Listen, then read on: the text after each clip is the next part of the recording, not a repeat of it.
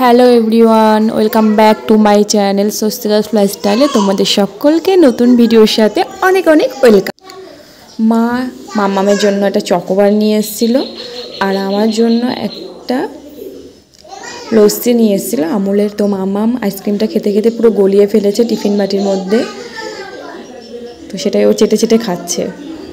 আর আমি এখানে দাঁড়িয়ে দাঁড়িয়ে দেখো ভিডিও করছি আর লস্যিটা খাচ্ছি আমুলের। আমার খুব ভালো লাগে, তাই মা ডিউটি থেকে আসার পথে আমার মামামের জন্য খাবার নিয়ে এসেছিলো। আর এখন সন্ধ্যেবেলায় এই যে লুচি আর ঠাকুরের জন্য ঘুগনি আর পায়েস করা হয়েছে, এটা সন্ধ্যেবেলায় ঠাকুরকে ভোগ দেওয়া হবে। তো এটাই আমাদের রাতের ডিনার বলতে পারো। আর এখন মামাম দেখো মা সন্ধে দিয়েছে, আরতি দিয়েছে, তো সেই প্রদীপটা মামাম ফু দিয়ে নিভালো। এখন আমরা যাচ্ছি নতুন বাড়ির জন্য কিছু ফার্নিচার কিনতে। তো নতুন বাড়িতে তো নতুন নতুন ফার্নিচার লাগবেই, আর সেই জন্যই আমাদের যাওয়া। তো আমরা যাচ্ছি পায়রাডাঙ্গা, এবং এই পায়রাডাঙ্গাতে প্রীতম এন্টারপ্রাইজ বলে একটা স্টোরে ভিজিট করব।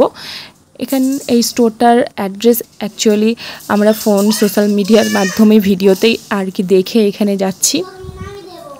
তো এখানে দেখো প্রচুর আইটেম রয়েছে, স্টক প্রচুর, এবং বিভিন্ন ধরনের কালেকশন রয়েছে। তো তার মধ্যে থেকে আমি এই গদি সেট করা বেডগুলো খুব পছন্দ হয়েছিল, সবই হাইড্রোলিক। বাট আমি ভাবলাম মাম্মাম ওগুলোকে যদি দাগ লাগিয়ে ফেলে কোনো সময় বা কেটে ফেলে, সেই জন্য এখন এটা নেওয়ার উপযুক্ত সময় না।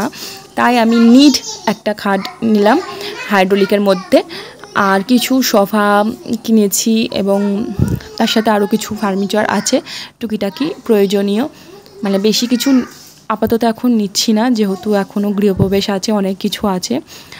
তো কিছু কালেকশন নিয়েছি যেগুলো পছন্দ হয়েছে, তোমাদেরকে দেখাবো বাড়িতে পৌঁছালে।